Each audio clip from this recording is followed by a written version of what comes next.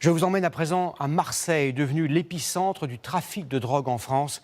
Il y a 3 jours, la police a interpellé 26 membres présumés de la DZ Mafia. Ce cartel a le quasi-monopole de la centaine de points de deal de la ville.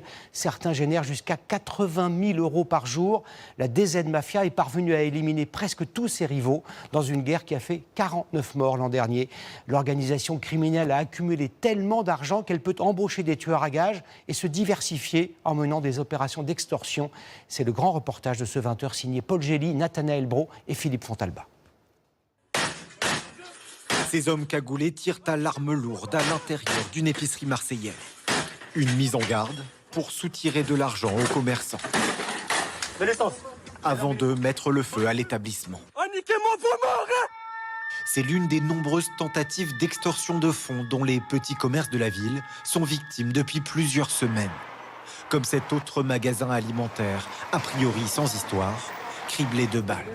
Ou encore cette épicerie de seulement 2 employés dans un autre quartier, raquettée de 7 000 €. Et même cette boîte de nuit du centre-ville, approchée par un commando cagoulé. À chaque fois, ces attaques se font au nom de la DZ Mafia. C'est de pire en pire, parce que si ça concerne les commerçants dorénavant, ça commence à être grave. Ça m'inquiète, moi, personnellement. Quand on est avec nos enfants, on a peur de se prendre un tir, une balle perdue, comme ça, gratuitement.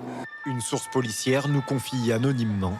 La DZ Mafia diversifie ses activités exactement comme une entreprise qui cherche à se développer en multipliant ses sources de revenus. Des commerçants rackettés, mais aussi des célébrités comme le rappeur SCH. La police nous le confirme. En août dernier, alors qu'il donne ce concert à la Grande Motte, la DZ Mafia essaye dans l'ombre de lui soutirer plusieurs centaines de milliers d'euros. Son équipe essuie des tirs à la sortie de la salle. Un proche du rappeur est tué.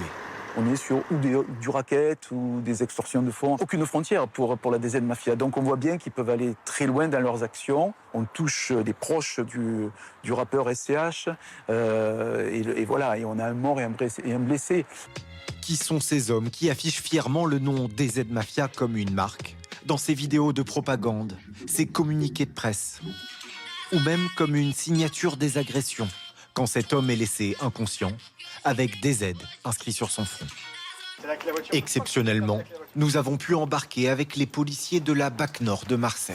Messieurs, nous sommes partis.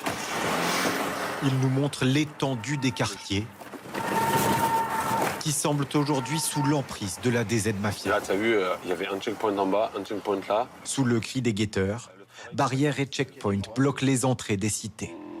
Entre les voitures brûlées et les tas d'ordures, les trafiquants sont là, sur leur garde. C'est incroyable, c'est un favelas. Depuis plus d'1 an, la DZ Mafia s'est installée progressivement. Là, c'est la paternelle. La DZ a récupéré un point de deal et a voulu s'agrandir et a du coup attaqué les points de deal qui étaient autour d'elle, donc qui étaient le plus proche. Et voilà, c'est parti de là. Le clan de narcocriminels s'est étendu rapidement, avec une méthode devenue leur marque de fabrique, comme sur cette vidéo.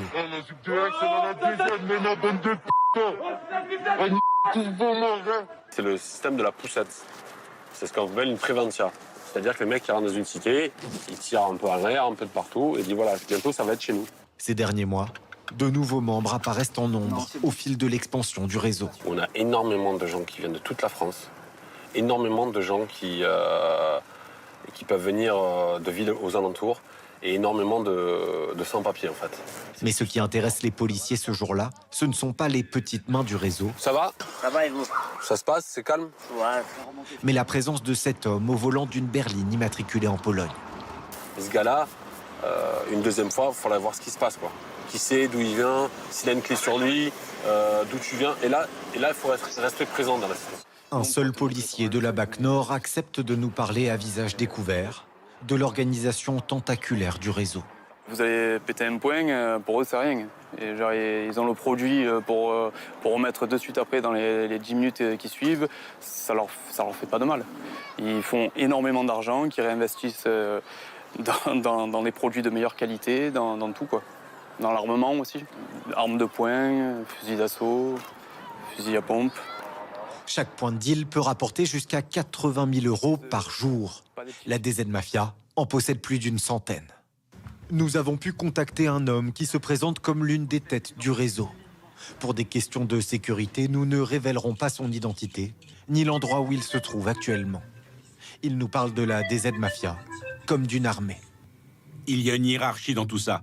Il y a 10 personnes qui donnent les ordres et qui dirigent 30 personnes. Et ces 30 personnes parlent avec leurs soldats. Et le réseau n'a aucune frontière. Au début, tu as un réseau. Après, tu arrives à en avoir un deuxième, un troisième. Puis à la fin, tu arrives à avoir tout Marseille. Et tu vas pas te contenter d'avoir que Marseille. Tu vas essayer d'avoir ceux à côté. Et vu que c'est facile, la plupart de la France est à nous. La DZ Mafia et ses diverses ramifications possèdent désormais l'immense majorité des points stupes marseillais. Et leur influence s'étend aujourd'hui bien plus largement sur le territoire national. Cette cité de la petite commune de Hyères a été victime d'un commando de la DZ Mafia en février pour reprendre un point de deal. Un appartement est incendié, des coups de feu sont tirés en l'air. Le procureur de Toulon prend très au sérieux la présence du réseau dans le Var. Quand vous avez 4 véhicules qui arrivent au milieu de la nuit, qui tirent par arme à feu et qui disent que maintenant c'est le point de deal de la DZ Mafia, ça a provoqué un traumatisme certain chez les habitants de ce quartier des Vals-des-Rougières. Ces commanditaires sont mis en examen par ailleurs pour des faits qui sont des faits gravissimes, notamment un qui est mis en examen pour plusieurs homicides, et il est clairement présenté comme étant un membre de la DZ Mafia. La DZ Mafia inquiète les autorités, même au-delà de nos frontières. À Bruxelles, la commissaire nationale aux drogues constate des connexions avec les réseaux belges.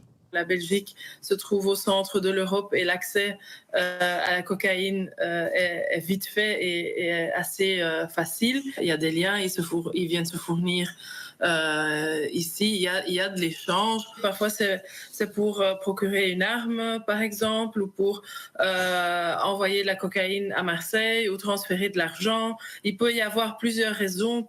Pour freiner l'expansion du réseau, les opérations Place Nette ont été renforcées. Donc cet après-midi, vous avez à disposition 3 sessions de la CRS 37.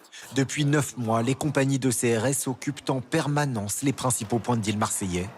Des équipes cynophiles recherchent tous les jours des caches de stupéfiants ou matériel de trafiquants dans les parties communes. On vient de trouver un carton avec des talkie-walkies qui peuvent être utilisés éventuellement sur le trafic de stupéfiants. Souvent, les guetteurs, les charbonneurs s'en servent pour annoncer notre arrivée. Et ça leur permet de communiquer à environ pratiquement 1 kilomètre, en fait. L'objectif, mettre à l'arrêt les trafics. Il faut vraiment qu'on puisse taper à tous les niveaux du trafic et à toutes les formes du trafic. À la fois sur le trafic de stupes quotidien dans les cités, à la fois sur les principaux donneurs d'ordre, et puis aussi sur ces tentatives de multiplier leurs sources de revenus, de multiplier leur emprise sur les quartiers. Les membres de la DZ Mafia sont aujourd'hui impliqués dans plusieurs dizaines de narcomicides depuis seulement 2 ans.